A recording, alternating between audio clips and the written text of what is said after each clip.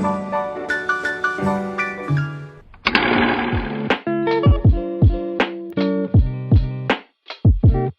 байцгаана уу эрхэм хүндэт үзэгчдээ.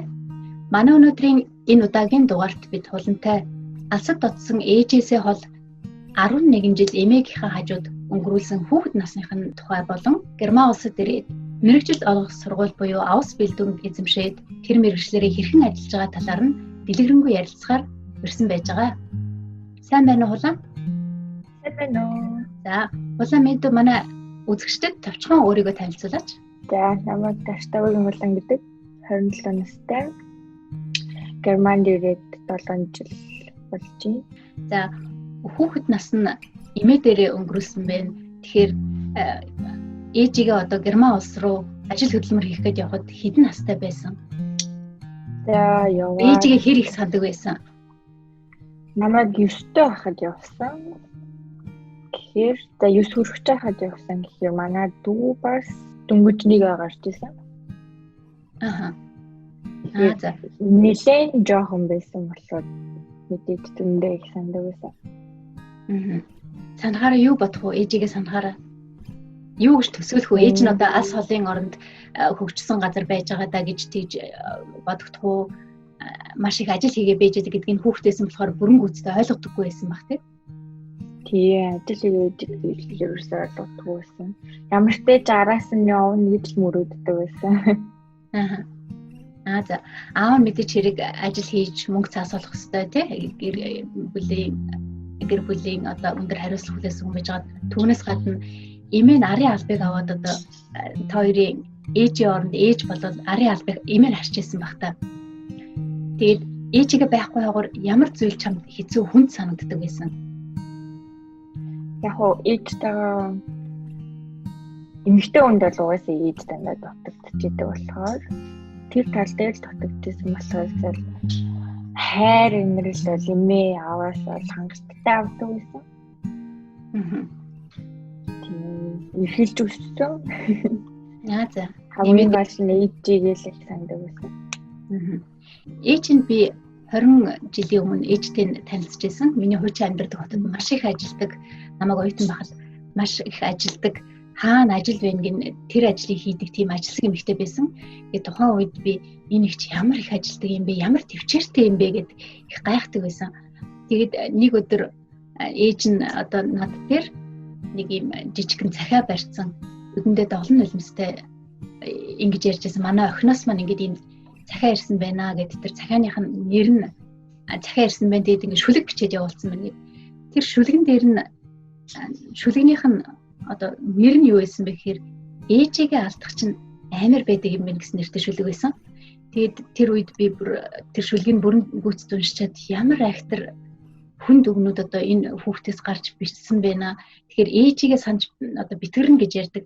Тэгээд энэ их айхтар үг энэ бяцхан хүүхдийн одоо оюун санаанаас гарч бичсэн юм бахтаа гэд тухайн үед маш их одоо өрөвдөх сэтгэл төрсөн гэх юм уу ээж охин хоёр тал байгаа дэр тэгээд тухайн үед одоо хүүхдүүдэд яаж авчрах ёстой вэ гэдгийг би судлаад одоо жижигхэн хэмжээний нийтлэл 2003 он байна. Тэгэхээр 18 жилийн өмнө юм байна тийм. Тэгэхээр жижигхэн нийтлэл одоо цахим өртөөгээ тухайн үед одоо биччихсэн тэр манай сонин дээр ингээд нийтлэгдсэн байдаг. Энэ бол ингээд жижигхэн дурсамж тэгээд тэр цагаас хойш нөгөө актер цахиа биччихсэн охин чинь хаана явж байгаа бол хэдэн настай болсон бол гэдэг ингээд өөрөө чинь хойноос нь одоо эргэн сургамжлаад өнөөдөр Герман улсад ирсэн мэргэжлийн сургууль эзэмшсэн ажил хийгээд явж байгаа юм байна гэдэг одоо тэрний талаар үзэгчтэйгээ хуваалцах байгаа гэсэн үг юм.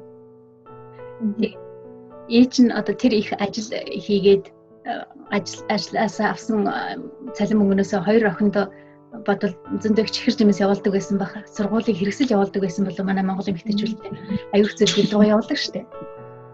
Тэгээ аваад байсан уу юу гэж бодох вэ? Германаас юм ирэхээр. Манай найзууд л амар шавчдаг байсан. Германаас юм ирлээ. Би яг герман хөгжил өссөн. Бүх юм нь герман, бүх дэвтэр ном үзэг харандаа мэдж байгаа бүх юм л германаас ирдэг байсан. За. Өндөр настай хүний хажууд өсөхөр настай улсууд маш их юм заадаг тийм эмийг болохгүй ингэж бол болдгоо гэд аюух юм зааж сургадаг. Эмээгээсээ хамгийн сайн сурч чадсан зүйл юу вэ? Чиний хувьд. Эмээгээс авах юм бол дөндөө л хамгийн сэтгэл санагч нь болохоор хүнийг хайрлаж сур. Хүнийг хайрлаж түүнээс хайрыг буцааж авнаа гэдэг тийм сургаал нь маш тод байдаг. Тэрийг олж авсан байна те маш сайхан зүйл байна.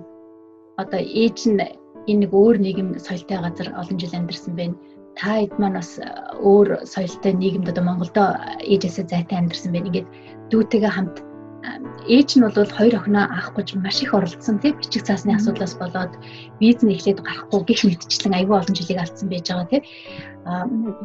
Тэгээд бүх юм сайхан болоод одоо визний зөвшөөрлөө аваад ээж дээрээ ирэхэд хоёр өөр нийгэмд удаан хугацаагаар амьдарсан учраас ээж охтууд хоёрын хооронд одоо санал зүрх эсвэл нь жоохон туних тий эсвэл хоёр талаасаа маш их хүлээлттэй ээж дээр очил одоо бүх юм сайхан болчихно гэж бодоо ирж байгаа шүү дээ. Ээж нь хоёр охиноо авчвал тэгээд одоо сайхан юм болж байна гэд ингээд хэд их хүлээлтээс болоод санал зүрлдэг ч юм уу тий гомдох тунихтын тохиолдол ихний үед гарч ирсэн үү? Гарчлаа хөө. Яг амар хүлээлттэй л хандах хэрэгтэй юм байлээ. Тэрнээс л би ойлгох жоох хугацааш авсан. Дүү маань бүр бараг л ээжигээ танихгүй болохоор дүүд маань л жоох хэвчээс мах. Тэрнээс л надад бол арай илүү мэднэ. За Германд ирсэн байж дээр үед ч гэх юм уу социализмын үед өссөн бидний үеийн хүмүүс бидний дээд талын үеийн хүмүүс улс их орондоо сурсан чадсан мэдсэн юмараа хувь нэмрээ оруулнаа гэж айгүйх багасаа бодож явдаг. Зарим маань ч их ярьж явдаг тийм. Орчин цагийн хүмүүс та нарын үеийн залуучууд тийм юм ярилцах юм уу хоорондоо тэгж боддог уу? Миний хүрэл дотор бол бид нар бол байнга ярьдаг. Би бол Германаас мэдж чадах, сурч чадах, дээшлүүлж чадах бүх юмаа сурчаад Монголд амьдарна гэж боддог. За. Тийм тэгээд одоогоор бол яг сураад явж байгаа. Ажиллаж үзэх тодорхой хэмжээний тийм мэргэжлээ сайн дээшлүүлэх тийм бүх юмаа хийчихээ. Тэгээд Монголд очиж амьдарна гэж боддог. За хоёулаа тэгвэл одоо энд сурсан мэргэжлийн талаар ярилцъя. Авс бэлдүн гэсэн байж байгаа. Авс бэлдүн гэдгийг сая дэлгэрэнгээр Монголд байгаа хүмүүстэй хэлсэн байж байгаа тийм мэргэжил эзэмших сургууль. Манай Монголд байгаа чиний үеийн охтууд, чиний доотлын үеийн одоо дүүнер чинь авс бэлдүн гэдгийг маш их сонирхдаг юм байна. Германд ийм боломж байдаг юм байна. Мэргэжил эзэмших боломж байдаг юм байна гэдгийг сонирхдаг юм байна. Тэр хүмүүстэй мэдээлэл олгох зорилгоор бяцхан одоо зөвлөмжүүд ч гэх юм уу тийм өөрийнхөө туршлагаас хоёул ярилцъя гэж бодож чиний туршлагаас ярилцъя. Авс бэлдүн гэхэд хэдэн жил шаардлагатай байдгүй. Авс бэлдүн болгон адилхан одоо их сургуулийг 4-5 жил төгсөн гэдэг шиг тийм заасан хугацаа байх уу? Тийм заасан хугацаа байгаа яг уу ямар мэргэжил эзэмшихээс шалтгаалan зарим нь болохоор дөнгөж 2 жилийн дотор сураад дуусчдаг. Зарим нь болохоор 3.5 жил. Хамгийн дээшээ болохоор 3.5 жилээр сурдаг. Миний мэргэжил болохоор шүдний техник. Тэрүүгээр болохоор би 3.5 жил сурах ёстой. Яагаад тэгэхээр дотроо бас анатом үзнэ, латин хэл үзнэ. Дээрээс нь тэгээд аймаг олон техникийн юмуд болдог болохоор жоо уддаг миний мэргэжил. Зарим нь болохоор 2 жил, зарим нь 3 жил гэж төгсчдөг. Яагаад шүдний техникч мэргэжлийг сонгов? Тэр болохоор бүр багын мөрөөдлөөсөн л та. Манай ээжийн төрсөн дүү одоо манай Америкт амьдарч байгаа ихтэй. Надад хэлчихсэн таны ээж чинь шүд айгуу муутай. Тэгээ ийм мэргэжил гэдэг шүдний техник гээд одоо шүдний эмчээс гадна шүдний техник гэхээр хүнд химик шүд хийж болдог, имплантад хийж болдог тийм мэргэжил гэдэг. Чи тийм юм хийвэл яа гэвэл чи хүмүүсийг баярлуулаад инээмсэглүүлэх дуртай гэдэг гэж надад асууж. Тэгээ би яг тэр үеэс хойш яг шүдний техникч болсон ингээ мөрөөдсөн байсан. Гэтэ яг хуу дундаас нь бас Монгол улсын сургууль сурч байсан. Герман хэлний багш орчуулагчаар. Тэгээд би яг дундаас нь хаяад миний мэргэжил биш юм байна. Би огт дуртай явахгүй.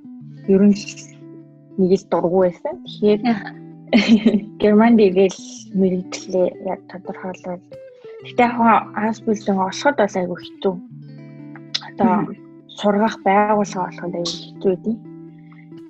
Тэгээд бараг 30-аас 30 гаруй байгууллага руу би явуулж ийд тэгжээж би материалаа бүр сонгож тийм материалаа өгж ийж дүндээ олон хүлээж ийж дээрээс нь айгүй олон тийм тест өгж ийж ярилцлага өгж ийж тэгжээж би энэ мэрэгчлэрээ яг энэ байгууллагатаа одоо ажиллаж байгаа байгууллагатаа сурч эхэлсэн байна. Ямар болцлуудыг хангасан байх шаардлагатай байдаг вэ?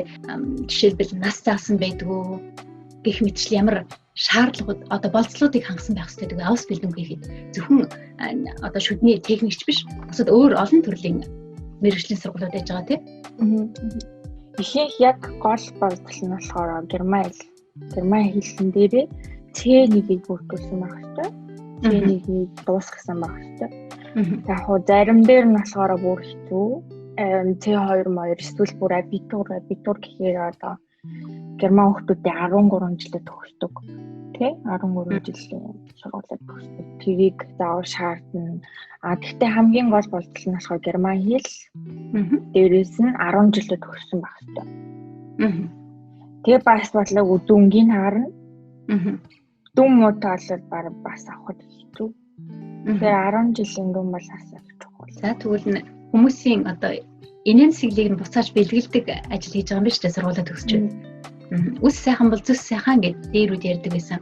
Одоо орчин цагт шүд сайхан бол зүс сайхан гэдэг бас болоод байна уу? Болоо.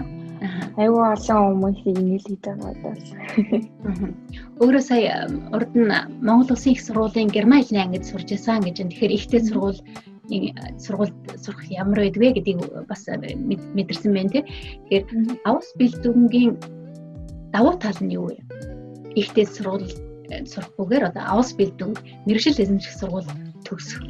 Түүний давуу тал нь юу юм бол? Давуу тал зөндөө л дөө. Бид нэр чинь хичээлээ хийнгээ ажилдаг. Ажлаа хийнгээ хичээлээ хийдэг. Дээрээс нь бас тодорхой хэмжээний цалин авна.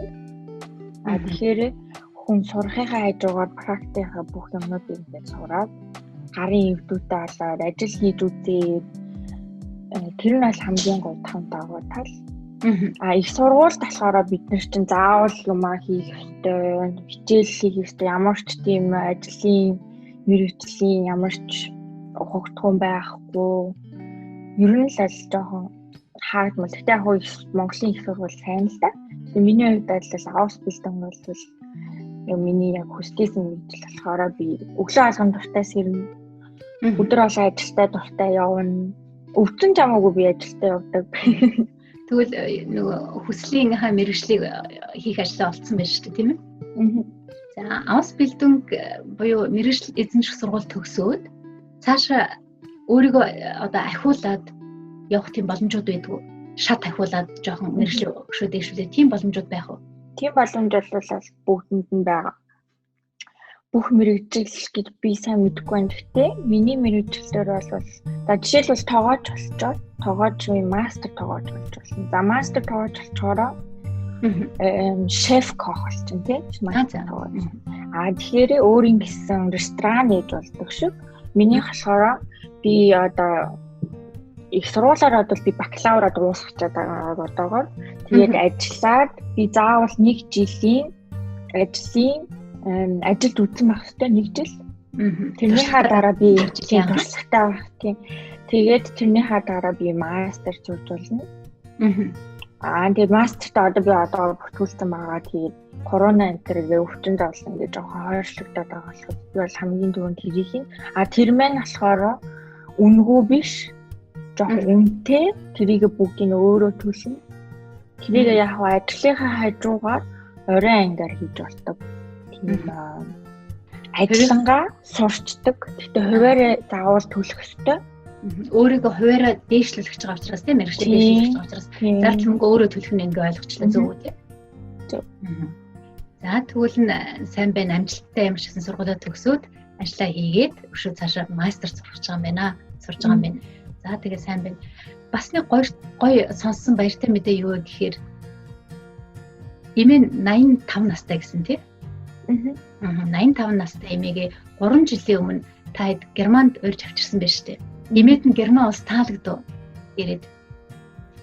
Эмээ минь угаасаа явна гэж ярьдаг ус. Тэгээ яг ярьдгаар нь болоод явж чадсан, ирж чадсан. Тэгээд зөндөө их таалагдсан. Агаар салхинд таалагдаад.